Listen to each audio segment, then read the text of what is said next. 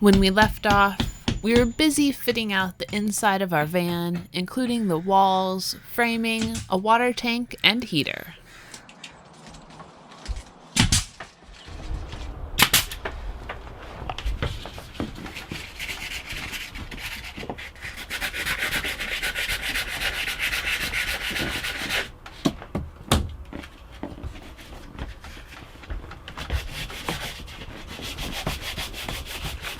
We're putting up the same sort of cedar planking that we did on the car. It's something from the home improvement store here. I don't know how thick it is. What? Like it's like a quarter inch. Yeah, quarter inch.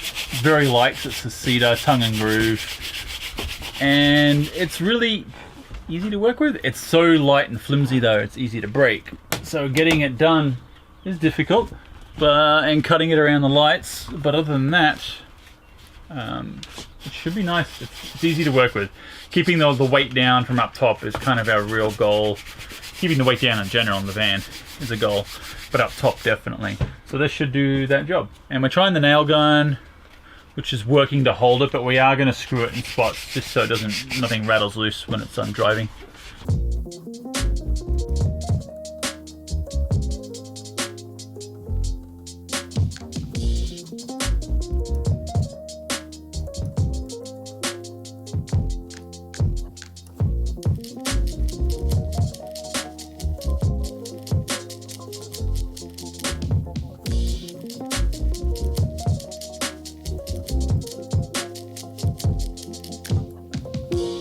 Your end's in? Yeah. Okay. I was in. Ta-da! Done, except for the sides. I am sanding out the wood putty that we put in the holes where the nails went in the MDF board's side paneling. And then what? And then we're going to prime it, and then we're going to paint it. Yay! Although the MDF shiplap came pre-primed, we added another coat of primer just to be sure we would get a good seal and finish with the top coat of our chosen Dove White paint. Looks like white because it is. It looks no different. No, it's more like a dove now. This isn't even the Dove White. Oh, never mind. This is Dove White, which is obviously the superior white. We ought to know. We spent way too long deciding which color white to get. So, Looks nice. yeah, it's gonna go here, it's gonna go there. Above the bed here, Sienna had a nice old painting that was just about the perfect size. We decided to repurpose that for a bit of the wall. And then the shiplap will also go on the bulkhead wall. For the past week or so, we have been working on cabinets in a van.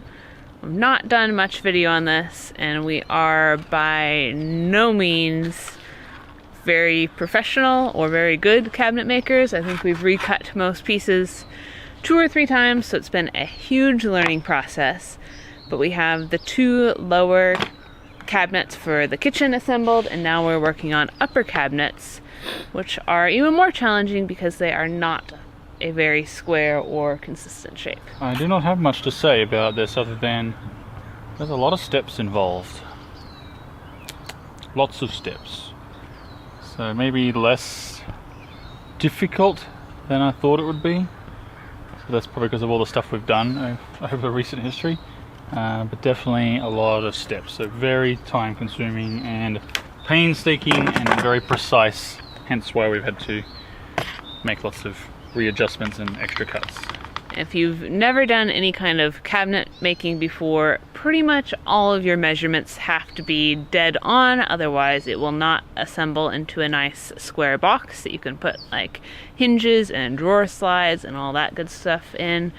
So we've been working on our precise cutting and measuring and calculating fractions, which we hate because inches come in fractions, not decimals like the metric system.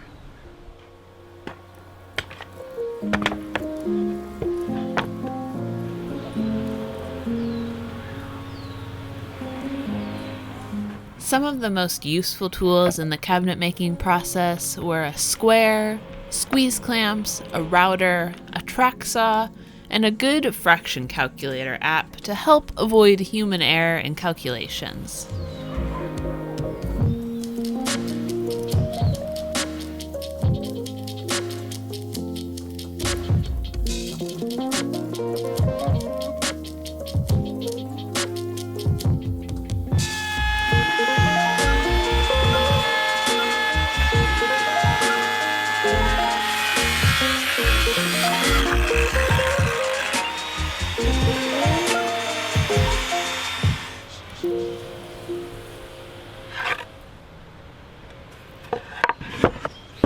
Well, once, if we got all our math right and we don't have to cut anything new, I'm sure there'll be stuff we'll have to trim. But we don't have a large table saw to get everything trimmed perfectly, but I did cut one using the Fez tool, which is like a track saw, and then I used that one as the template for everything else. So they're pretty close.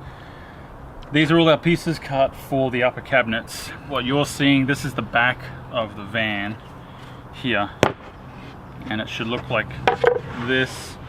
This will be the bottom of the shelf that you'll see if you were sitting underneath it and looking up. This is the front where there'll be a cupboard door that opens. It'll swing up, is the current plan. So these are our sides. We've had to do a bit of a template here to scribe that to fit the wall. It's pretty close. The wall's not perfectly straight, but we're used to that. There'll be this little upper stretcher here that'll go right across the top and the front. That'll help keep that, help add to the strength. This is all going to be assembled with pocket holes, is our plan.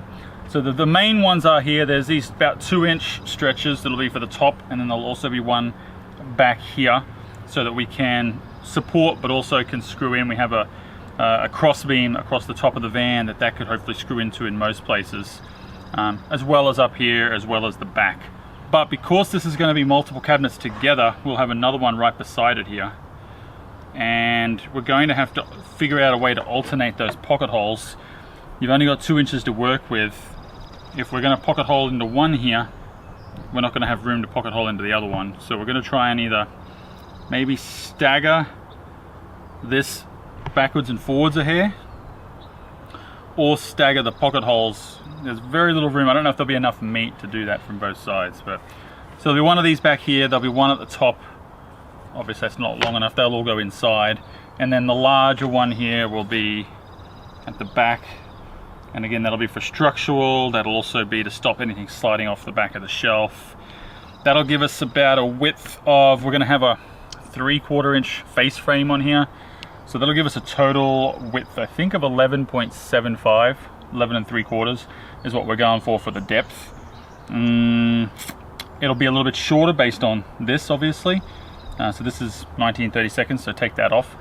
The top will be the same, it's 11.5, but there will be this top thing as well as this 19/32. So if you took those two off, then it's a little bit less. It's down to under 11 inches for space in there. But again, this is going to stretch the full length of the van, so I think we'll have plenty of room in there. And then the face frame will go 3/4 of an inch out of here, and that's just going to be a nice clean pine that'll give it a nice finish on the end grain of the thing. And then we'll have a cupboard door, which we haven't done yet, but it'll be smaller than this because it'll drop down a bit and up a bit, and then that will swing up. That's the plan. Time to get to pocket holing. Yeah, that'll take a long time. We've got our one little tiny pocket hole jig, so it takes a while, but then it goes together pretty quick.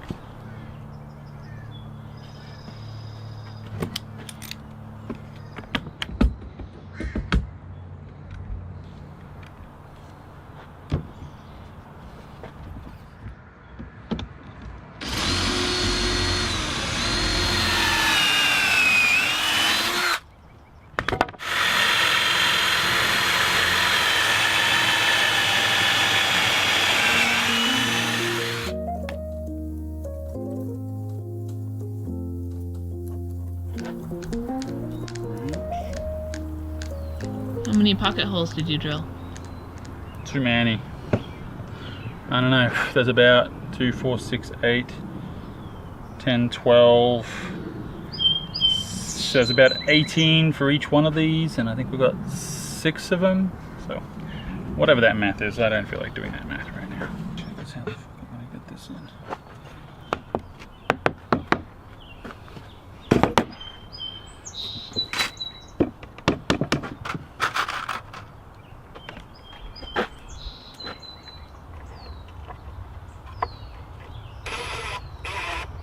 Pocket holing was something new to us, but these angled holes, drilled with the assistance of a jig, made it quite easy to assemble the cabinets, solidly joining 2 pieces of ply at a right angle.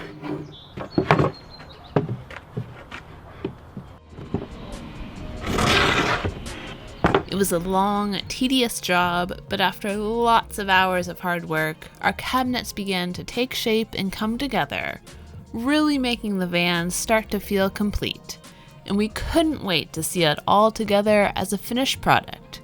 But more on that next time. Thanks so much for watching. If you enjoyed, a thumbs up means a lot, and we'd love it if you subscribe to continue following our adventures. Until next time.